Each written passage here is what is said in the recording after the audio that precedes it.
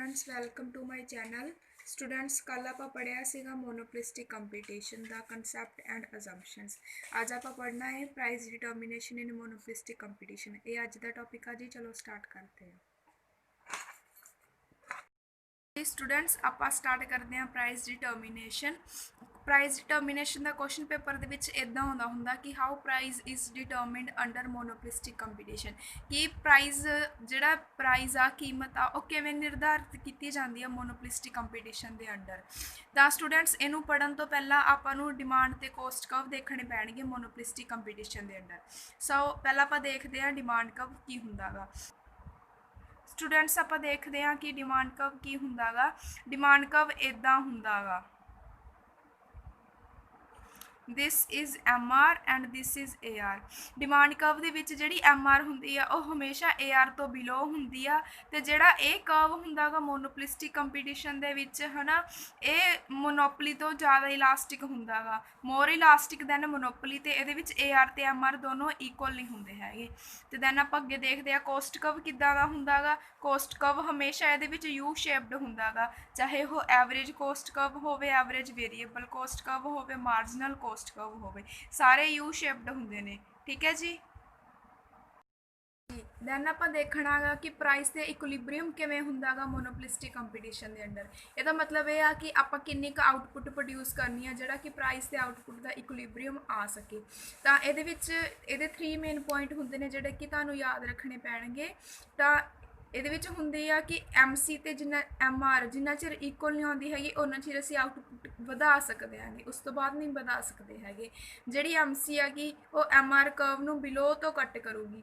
इहदा ग्राफ देख लो तुसीं, आ एम आर हुंदी आ ए आर हुंदी आ। जिहड़ी एम सी आ वो इदां कटूगी। ठीक है जी। तो जिहड़ी एम आर ए आर दे बिल्कुल भी इक्वल नहीं हुंदी हैगी क्योंकि ये विच प्रोडक्ट डिफरेंशिएशन हुंदी हैगी। ठीक है जी। रेवन्यू दा इक्वल नहीं हुंदा हैगा। ते ए आर ते एम आर की स्लोप डाउनवर्ड होंदी हैगी, तो तुहानूं पहले ही पता है। हाँ जी, हुण आप अपना टॉपिक स्टार्ट कर रहे हैं कि मोनोपलिस्टिक कंपीटीशन के प्राइस किवें डिटरमिन किया जाता है। प्राइस डिटरमिन करन दे उहदे 2 केस होंदे नेगे, equilibrium of a firm and equilibrium of a group. ठीक है जी। हुण आप सब तो पहले इक्विलिब्रियम ऑफ अ फर्म पढ़ना जी। हुण आप देखते हैं कि इक्विलिब्रियम ऑफ अ फर्म की होंदा गा। इहदे मोनोपलिस्टिक कंपीटीशन के जिहड़ी डिफरेंट डिफरेंट फर्म्स होंदियां ने अपने डिफरेंट डिफरेंट जिहड़े प्रोडक्ट्स ने वो प्रोड्यूस करदियां ने जिन्हां दे कि प्रोडक्ट्स होमोजीनियस नहीं होंदे हैगे। तो सब तो पहले आप देखना कि एक जिहड़ी फर्म होंदी आ वो इक्विलिब्रियम दे विच किवें होंदी आ। इहनूं आप 2 पीरियड्स दे विच स्टडी करांगे जी, short run equilibrium and long run equilibrium. सब तो पहले आप शॉर्ट रन इक्विलिब्रियम देखते हैं। शॉर्ट रन जिहड़ा पीरियड होंदा गा बच्चों, ये सिर्फ इन्ना क पीरियड होंदा गा जिहदे विच कि जिहड़ी आपां कैपेसिटी आ गई वो सिर्फ आपां अपनी अपनी जिन्नी कैपेसिटी हैगी उन्ने की वधा सकते हैं। जिहड़ी आउटपुट आ गई उस तो वध नहीं वधा सकते हैं क्योंकि इस पीरियड दे विच ना कोई न्यू प्लांट लगदा गा, ना न्यू मशीनरी हुंदी हैगी। लेबर तो वधा सकते हैं तो जिहदे करके अपनी फैक्टर कॉस्ट ही वधूगी। तां करके इहनूं सिर्फ एक कैपेसिटी तक, लिमिटेड कैपेसिटी तक ही वधाया जा सकदा गा। तो जिहड़ी एक फॉर्म आ गई वो इक्विलिब्रियम दे विच कदों होऊगी, जदों एम सी एम आर दे इक्वल होऊगी, एम सी एम आर नूं बिलो तो कट करूगी। तो ये पीरियड दे विच जिहड़ी फॉर्म आ गई वो 3 सिचुएशनस फेस करदी आ, super normal profit and minimum loss. ये सिचुएशनस नूं आपां अगे ग्राफ बना के डिटेल दे विच पढ़ते हैं। हुण आपां देखते हैं सुपर नॉर्मल प्रॉफिट। ये रेवन्यू तो कोस्ट आ गई जी वाई एक्सिस से दी हुई हैगी, आउटपुट एक्स एक्सिस से दी हुई हैगी। तो सब तो पहला जी ओ एम आ गई, देखो ओ एम दी हुई हैगी, ओ एम आउटपुट दी हुई हैगी, इन्नी आउटपुट आ गई। जिहड़ा आपां फर्म प्राइस अर्न कर रही हैगी वो ओ पी प्राइस लै रही हैगी, तो फर्म नूं कोस्ट पै रही हैगी ओ पी डैश। ध्यान नाल देखो जी ए सी आ गई वो इस पॉइंट के उपर कट कर रही हैगी सी दे उपर। तो जी कि सी एम आ गई मतलब कि सी एम आ गई जी वो कोस्ट पै रही हैगी फर्म नूं, ते फर्म लै की रही हैगी वो ए एम प्राइस लै रही हैगी।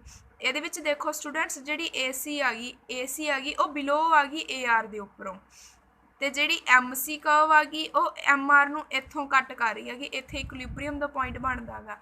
इत्थे आपां कह सकते हैं कि जी फर्म आ गई वो सुपर नॉर्मल प्रॉफिट अर्न करती हैगी क्योंकि जी एवरेज रेवन्यू आ गई ਰੈਵਨਿਊ ਜ਼ਿਆਦਾ ਲੈ ਰਹੀ ਹੈਗੀ, ਕੋਸਟ ਘੱਟ ਪੈ ਰਹੀ ਹੈਗੀ। ਤਾਂ ਜਿਹੜੇ ਆਹ ਵਾਲਾ ਸਾਰਾ ਪਾਰਟ ਹੈਗਾ P ਇਹ ਸਾਰਾ ਸੁਪਰ ਨਾਰਮਲ ਪ੍ਰੋਫਿਟ ਹੈਗਾ। ਇੱਥੇ ਫਰਮ ਇਕੁਲਿਬਰੀਅਮ ਦੇ ਵਿੱਚ ਆ ਗਈ। ਇੱਥੇ MC ਹੈਗੀ ਜਿਹੜੀ ਉਹ MR ਦੇ ਇਕੁਅਲ ਆ ਗਈ, ਅਤੇ OM ਆ ਗਈ ਜਿਹੜੀ ਉਹ ਹਾਈਐਸਟ ਮੈਕਸੀਮਮ ਆਊਟਪੁੱਟ ਆ ਗਈ, ਅਤੇ ਜਿਹੜੀ AC ਆ ਗਈ ਉਹ ਬਿਲੋ ਆ ਗਈ AR ਤੋਂ।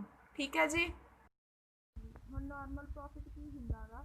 ਨਾਰਮਲ ਪ੍ਰੋਫਿਟ ਦੇ ਵਿੱਚ ਬਿਲਕੁਲ ਸੇਮ ਆ ਗਈ ਗੱਲ ਕੀਤੀ ਹੋਈ। ਇਹਦੇ ਵਿੱਚ ਸਿਰਫ ਇੰਨਾ ਗਾ ਕਿ ਜਿਹੜੀ AC ਆ ਉਹ AR ਕਰਵ ਨੂੰ ਉੱਪਰੋਂ ਕੱਟ ਰਹੀ ਹੈਗੀ। ਪਹਿਲਾਂ ਕੀ ਸੀਗਾ, ਉਹ ਇੱਥੋਂ ਕੱਟਦੀ ਸੀਗੀ, ਬਟ ਇਹਦੇ ਵਿੱਚ ਉੱਪਰੋਂ ਹੀ ਕੱਟ ਰਹੀ ਹੈਗੀ, ਉਹਦੀ ਲਾਈਨ ਵੀ ਉੱਪਰੋਂ ਹੀ ਹੈਗੀ। AC ਆ ਗਈ ਉਹ AR ਨੂੰ ਕੱਟ ਰਹੀ ਹੈਗੀ, AR ਤੋਂ ਬਿਲੋ ਨਹੀਂ ਹੈਗੀ। ਅਤੇ ਜਿਹੜੀ MC ਆ ਉਹ MR ਨੂੰ ਇੱਥੋਂ ਕੱਟ ਰਹੀ ਹੈਗੀ ਇਕੁਲਿਬਰੀਅਮ ਦੇ ਪੁਆਇੰਟ ਤੋਂ।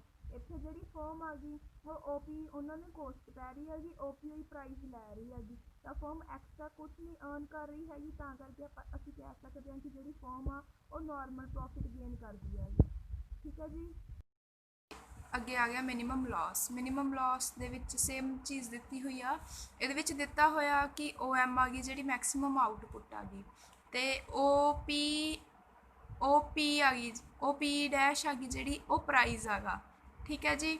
OP ਡੈਸ਼ ਆ ਗਈ ਜਿਹੜੀ ਪ੍ਰਾਈਜ਼ ਆ, ਬਟ ਜਿਹੜੀ ਆਪਾਂ ਨੂੰ ਕੋਸਟ ਪੈ ਰਹੀ ਹੈਗੀ ਉਹ ਆਪਾਂ ਨੂੰ OP ਪੈ ਰਹੀ ਹੈਗੀ। ਤਾਂ ਜਿਹੜੀ ਫਰਮ ਆ ਗਈ ਉਹ ਇਨਕਰ ਮਿਨੀਮਮ ਲਾਸ ਜਿਹੜੀ P ਡੈਸ਼ BAB ਇਹ ਜਿਹੜੇ ਇੰਨਾ ਕੁ ਜਿਹੜਾ ਪਾਰਟ ਹੈਗਾ ਸ਼ੇਡਡ ਪੋਰਸ਼ਨ ਹੈਗਾ ਇਹ ਮਿਨੀਮਮ ਲਾਸ ਇਨਕਰ ਹੋ ਰਿਹਾ ਹੈਗਾ ਇਹਦੇ ਵਿੱਚ ਫਰਮ ਨੂੰ। ਇਹਦੇ ਵਿੱਚ ਦਿਖਾਇਆ ਇਹ ਗਿਆ ਹੈਗਾ ਕਿ ਜਿਹੜਾ short run average cost curve ਆ ਉਹ ਉੱਪਰ ਹੈਗਾ। ਇਹਦੇ ਵਿੱਚ ਜਿਹੜੀ ਕੋਸਟ ਕਰਵ ਹੈਗਾ ਐਵਰੇਜ ਕੋਸਟ ਕਰਵ ਹੈਗਾ ਉਹ ਅਬਵ ਹੈਗਾ AR ਤੋਂ। ਦੇਖੋ ਜੀ ਤੁਸੀਂ AR ਤੋਂ ਅਬਵ ਹੈਗਾ, ਵੇਰੀਏਬਲ ਕੋਸਟ ਉਹਦੇ ਨਾਲ ਕੱਟ ਕਰਦੀ ਹੈਗੀ, ਜਦ ਕਿ ਜਿਹੜਾ ਕੋਸਟ ਕਰਵ ਹੈਗਾ ਉਹ AR ਤੋਂ ਅਬਵ ਹੈਗਾ। ਤਾਂ ਜਿਹੜੀ E ਆ ਗਈ ਉਹ ਇੱਥੇ ਬਣਦੀ ਹੈ, ਇਕੁਲਿਬਰੀਅਮ ਪੁਆਇੰਟ ਇੱਥੇ ਬਣਦਾ, MC MR ਨੂੰ ਇੱਥੇ ਕੱਟ ਕਰਦੀ ਹੈਗੀ।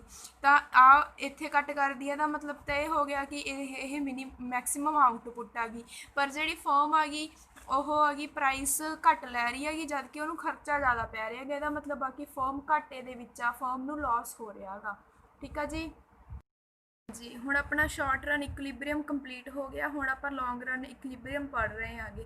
ਲੌਂਗ ਰਨ ਪੀਰੀਅਡ ਹੁੰਦਾ ਗਾ ਜਿਹੜਾ ਇੰਨਾ ਕੁ ਪੀਰੀਅਡ ਹੁੰਦਾ ਗਾ ਕਿ ਜਿਹਦੇ ਵਿੱਚ ਨਿਊ ਪਲਾਂਟ ਨੇਗੇ ਜਿਹੜੇ ਉਹ ਵੀ ਫਰਮ ਇਸਟੈਬਲਿਸ਼ ਕਰ ਸਕਦੀ ਹੈਗੀ, ਨਿਊ ਮਸ਼ੀਨਸ ਲਗਾ ਸਕਦੀ ਹੈਗੀ, ਹੈ ਨਾ, ਨਵੀਂ ਕੈਪੀਟਲ ਲਗਾ ਸਕਦੀ ਹੈਗੀ, ਜਿਹਦੇ ਵਿੱਚ ਕੀ ਫਰਮ ਆਪਣੀ ਕਪੈਸਿਟੀ ਹੈਗੀ ਜਿਹੜੀ ਜਿੰਨੀ ਚਾਹੇ ਓਨੀ ਵਧਾ ਸਕਦੀ ਹੈਗੀ। ਠੀਕ ਹੈ ਜੀ। ਅਤੇ ਇਹਦੇ ਵਿੱਚ ਹੁੰਦਾ ਗਾ ਫਰਮ ਨੂੰ ਕੋਈ 3 ਕੰਡੀਸ਼ਨਸ ਨਹੀਂ ਫੇਸ ਕਰਨੀਆਂ ਪੈਂਦੀਆਂ, ਓਨਲੀ ਇੱਕ ਸਿਚੁਏਸ਼ਨ ਫੇਸ ਕਰਨੀ ਹੁੰਦੀ ਹੈਗੀ।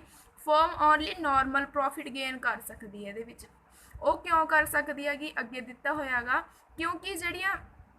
ਕਿਉਂਕਿ ਜੇ firm super normal profit earn ਕਰੂਗੀ ਤਾਂ ਜਿਹੜੀਆਂ ਨਿਊ ਫਰਮਸ ਨੇ ਉਹ ਇੰਡਸਟਰੀ ਨੂੰ ਜੁਆਇਨ ਕਰ ਲੈਣਗੀਆਂ।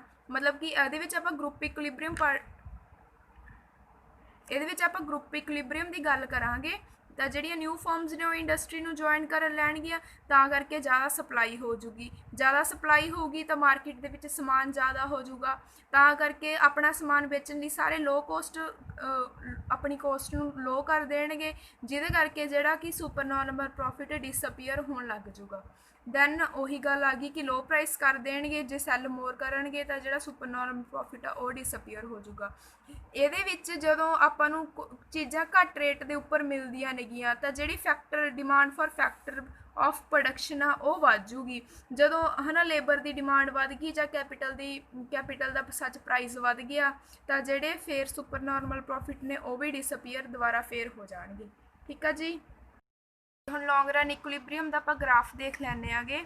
ਗ੍ਰਾਫ ਦੇ ਵਿੱਚ ਕੀ ਦਿੱਤਾ ਹੋਇਆਗਾ ਕਿ ਇੰਨਾ ਕੁ ਫਰਮ ਨੂੰ ਪ੍ਰਾਈਜ਼ ਲੈਣਾ, ਫਰਮ ਇੰਨਾ ਕੁ ਪ੍ਰਾਈਜ਼ ਲੈਂਦੀ ਹੈਗੀ, ਤਾਂ ਜਿਹੜੀ AR ਆ ਅਤੇ MR ਆ, ਐਵਰੇਜ ਰੈਵਨਿਊ ਇੰਨਾ ਲੈ ਰਹੀ ਹੈਗੀ, ਤਾਂ ਐਵਰੇਜ ਕੋਸਟ ਵੀ ਇੰਨੀ ਹੀ ਪੈ ਰਹੀ ਹੈਗੀ। ਫਰਮ ਹੈਗੀ ਜਿਹੜੀ ਉਹ ਨਾਰਮਲ ਪ੍ਰੋਫਿਟ ਗੇਨ ਕਰ ਰਹੀ ਹੈਗੀ, ਤਾਂ ਜਿਹੜਾ ਲੌਂਗ ਰਨ ਮਾਰਜਨਲ ਕੋਸਟ ਹੈਗੀ ਉਹ ਇੰਨੀ ਪੈ ਰਹੀ ਹੈਗੀ, ਇੱਥੇ ਕੱਟ ਕਰ ਰਹੀ ਹੈਗੀ MC MR ਨੂੰ।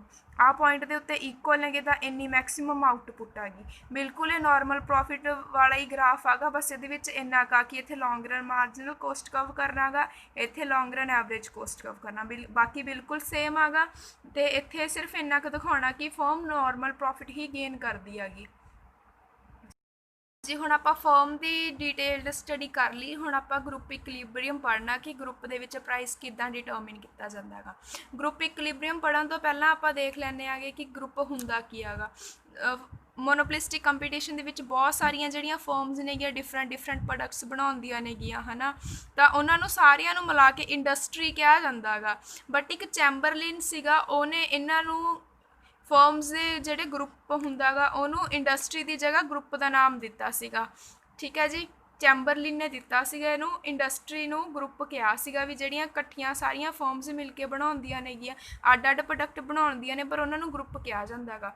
ਇਹਦੀਆਂ ਦੋ ਮਾਨਤਾਵਾਂ ਹੁੰਦੀਆਂ ਨੇ, ਦੋ ਅਜ਼ੰਪਸ਼ਨਸ ਹੁੰਦੀਆਂ ਨੇ। ਉਹ ਕਿਹੜੀਆਂ ਹੁੰਦੀਆਂ ਨੇਗੀਆਂ, ਆਪਾਂ ਇਹ ਮੰਨ ਕੇ ਚੱਲਾਂਗੇ ਕਿ ਸਾਰੀਆਂ ਜਿਹੜੀਆਂ ਫਰਮਸ ਨੇ ਸਾਰੀਆਂ ਦਾ ਹੀ ਡਿਮਾਂਡ ਅਤੇ ਕੋਸਟ ਕਰਵ ਆਗਾ ਜਿਹੜਾ ਸਾਰੇ ਗਰੁੱਪ ਦਾ ਹੀ ਸੇਮ ਆਗਾ, ਅਤੇ ਜਿੰਨੀਆਂ ਵੀ ਫਰਮਸ ਲੱਗੀਆਂ ਹੋਈਆਂ ਨੇ ਗਰੁੱਪ ਦੇ ਵਿੱਚ ਉਹ ਬਹੁਤ ਸਾਰੀਆਂ ਨੇਗੀਆਂ।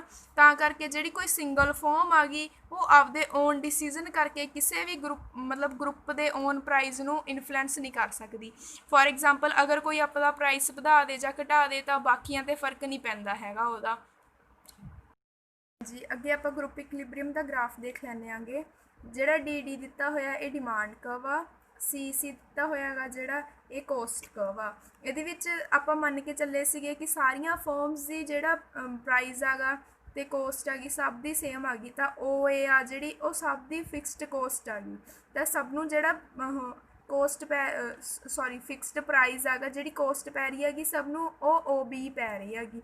ਤਾਂ ਜਿਹੜਾ ਇੰਨਾ ਪੋਰਸ਼ਨ ਹੈਗਾ ਉਹ ਸੁਪਰ ਨਾਰਮਲ ਪ੍ਰੋਫਿਟ ਆ, BARG। ਸਾਰੀਆਂ ਫਰਮਸ ਇੰਨਾ ਸਾਰਾ ਸੁਪਰ ਨਾਰਮਲ ਪ੍ਰੋਫਿਟ ਗੇਨ ਕਰ ਰਹੀਆਂ ਨੇਗੀਆਂ। ਠੀਕ ਹੈ ਜੀ, ਤਾਂ ਹੁਣ ਜਦੋਂ ਸੁਪਰ ਨਾਰਮਲ ਪ੍ਰੋਫਿਟ ਗੇਨ ਕਰਦੀਆਂ ਨੇਗੀਆਂ ਤਾਂ ਜਿਹੜੀਆਂ ਨਵੀਆਂ ਫਰਮਸ ਨੇਗੀਆਂ ਉਹ ਗਰੁੱਪ ਪ੍ਰਤੀ ਅਟਰੈਕਟਿਵ ਹੋਣਗੀਆਂ ਗੀ।